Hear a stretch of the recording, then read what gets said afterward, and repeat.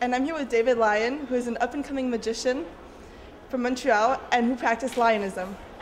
Can you tell us what Lionism is, please?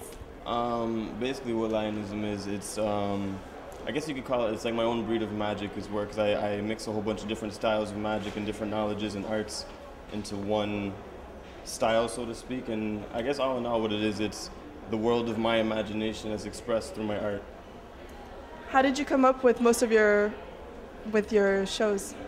A lot of what I do is I'll watch the magicians who inspire me. Like I'll watch David Blaine and I'll watch Chris Angel, Darren Brown, Cyril Takayama, and I'll just let it inspire and spark imagination within me and ideas to put things together, and I try and make it work. I just try and make real of my imagination.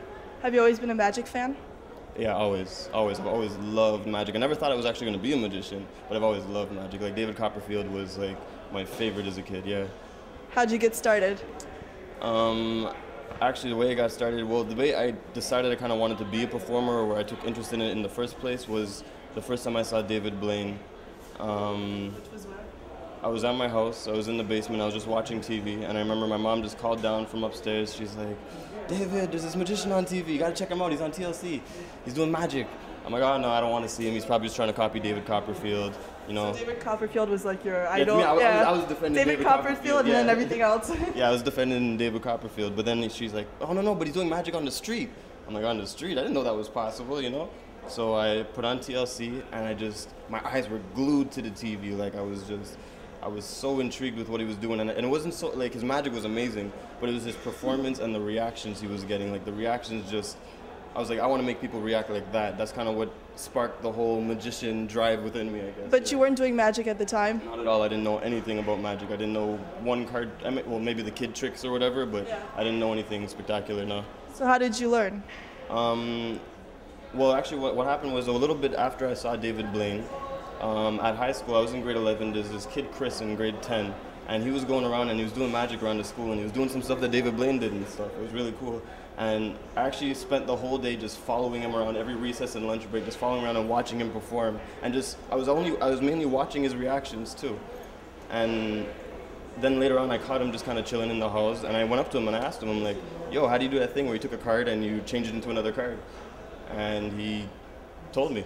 He just told me, and it was incredibly simple, and that's what really intrigued me about it. Like most people, they would see the simplicity behind that trick and be like, you know, I want to see something magical, something impressive. But it was the simplicity that kind of like intrigued me. I'm like, well, I like simple. You know, I'm cool with that. You know, so, and that's where kind of I took that one trick, and I remember I created my first card routine in my bedroom, and I practiced, and then from there I just started watching David Blaine, and I was figuring things out, and I guess that's kind of how I became a magician. This kind of happened. Did you get some sort of training? After a while, after being a magician for about a year and a half, maybe 2 years, I got invited to go down to Las Vegas by this magician named Jay Noblezada. He's actually a magician for magicians. He teaches magicians magic. He created magic for David Blaine, actually. How are you in contact? He sent me a message on Facebook.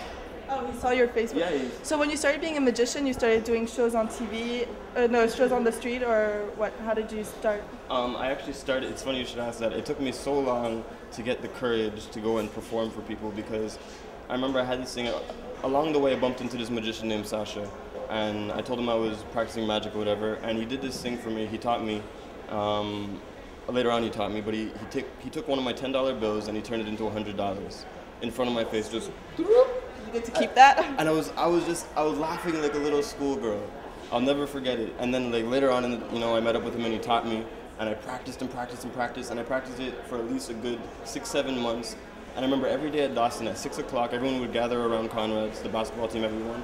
And I would keep imagining and daydreaming about going up to them and performing this. But I was so nervous because I know their eyes are going to be burning on me, and I was just going to be there just like, I can't mess this up, you know, like. So you weren't used to performing in front of people? No, not at all. I mean, I've always dreamt of it, but I never actually went out and did it.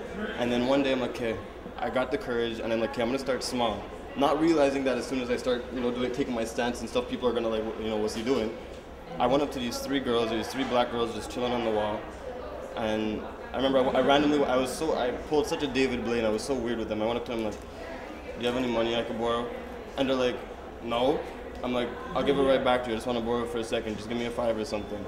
And they kind of give me a look like, yeah, right. and they're like, okay. And one girl actually went in her wall, she took it out, and she kind of handed it to me, and I took it, and you know, and I did this position. As soon as I like showed my hands and stuff, people were like, what's he doing? And people started gathering around. I'm like, oh shit, you know. But I was already in it. It was like I was already on a vibe, and I just didn't care about the people, and I just kind of forget everything. Yeah, it's like the nerves turn into a vibe, and I just go in, like I become magic. It's the best way I could put it, you know.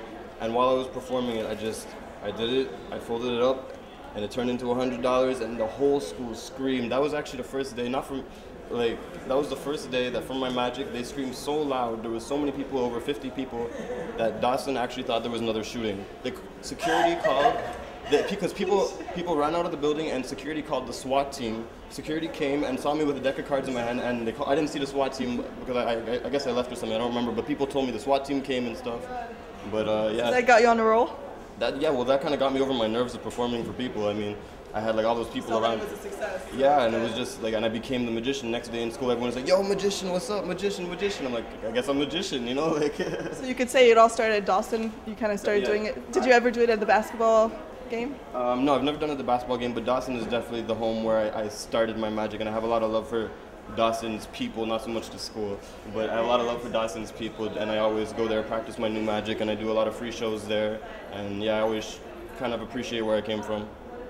And where did you get the inspiration for your tricks? Like I said, just watching other magicians, I'll just kind of sit back and I'll try and think in my head of how it can be possible. Just imagine, even if it's outrageous, just imagine if this was there, and things will kind of click in my head along the way. What was your greatest show? My greatest show, that's a good question. You know, the one that I love the most, I have to say, was my first show that I ever did, that I put together at Dawson. It was called the Lionism show, and I did it in Conrad's. It was a free show, and I remember I didn't know how to put together a show, so I remember I wrote down a list of stuff I wanted to perform, and I got this really great R&B group called Two Real. You should check them out, actually. They were performing, they opened a show for me, and it was just such a success because there was no pressure because I didn't have people paying for it. I was just doing it for fun. And because I did it for fun, everybody felt that vibe, and I'll never forget it. When I did the finale, I did this thing where someone chose a card, they took it, and then they put it back in the deck, and I had them hold the deck between their hands, and all of a sudden, just by imagining it gone, their card vanished from the deck. And then it turned out after a whole presentation and stuff, it was inside of a sealed Bubblicious package. And so they opened a sealed Bubblicious, and I'll never forget, it was a Jack of Diamonds.